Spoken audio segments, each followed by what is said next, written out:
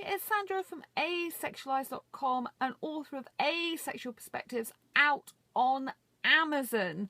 Welcome to the third in the series of Asexual Perspectives Awareness Month.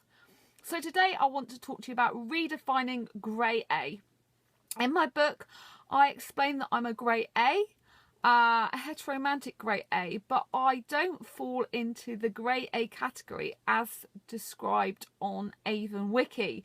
And this is why I was told by someone on Avon that I couldn't identify as a Grey A.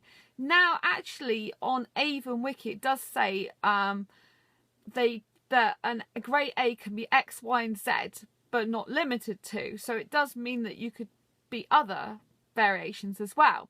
So a Grey A is currently someone who experiences sexual attraction very infrequently under rare or specific circumstances, someone who experiences sexual attraction but not enough to want to act on it, someone who experiences sexual attraction but has a low sex drive, and someone who experiences sexual attraction but may have done it like only once or twice in their lifetime.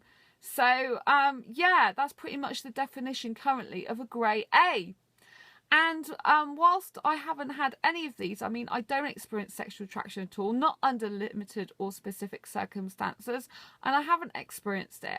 I used to think that I had experienced sexual attraction but not enough to want to act on it, but that's because I didn't realise that arousal was separate to sexual attraction.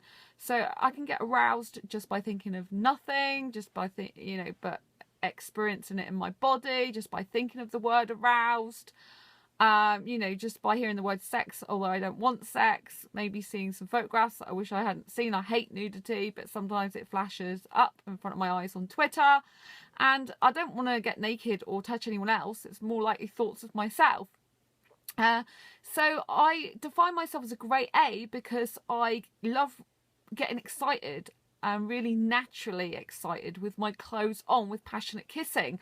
And to me, this is a grey area because when I'm talking to other asexuals, a lot of heteromantic asexuals, they don't talk about kissing in the way I do, and the way it makes them physically excited and aroused, if you like. So yeah, I kind of want I don't want the sex, I don't want the sexual intercourse, but I kind of like some of the same dopamine hit you would get from sexual intercourse if you're a heterosexual, enjoyed sex and experienced sexual attraction, I'm guessing, than, me being romantic asexual. I don't want the intercourse, but I still kind of like that high. And I get sexually aroused through kissing, but I don't want the intercourse. So kind of sometimes I like the arousal feeling, but I don't actually like the sex because I don't want sex with anyone. I don't ever think, I look at a guy and think I want sex with you, but I only get attracted to guys in every other way possible, apart from sexual or platonic. So yeah, in my book, I redefine Grey A. I think grey sexual, grey asexual, and Grey A should all be different things. I think a grey sexual is basically someone who's sexual but has grey areas. So maybe they like sex once a week, once a month, or only under certain circumstances. A grey asexual, I think it's an asexual that could want sex under limited or specific circumstances. That could experience sexual attraction, but not enough to want to act on it. Who could have a low sex drive, but not experience sexual attraction. But I think Grey A should cover the other bits where you kind of exhibit really strong sexual behaviour in some ways, like me with the passionate kissing maybe, but you don't actually want the sex. And so that's why I've redefined Grey A in my book as I see it, because I have grey areas. Now, when you're on asexual dating sites, it's very difficult to get a match. And one of the reasons is because if you've got different likes, needs, wants and dislikes, it makes it really difficult as it is, which I touch on in my book also. But, you know, that's one of the major problems, is we all have different likes, needs, wants, dislikes, and this makes fitting into the asexual spectrum difficult, but it also makes finding a prospective partner really difficult as well. So I think if you've got, if you're sort of more than romantic, so you don't just like a few pecks on the cheek or a few kisses on the lips, then you've like passionate French kissing like I do, and like to get naturally excited with clothes on, and you love all the passion you perhaps would get with sex, but you don't want the sex. I think that's like a grey area.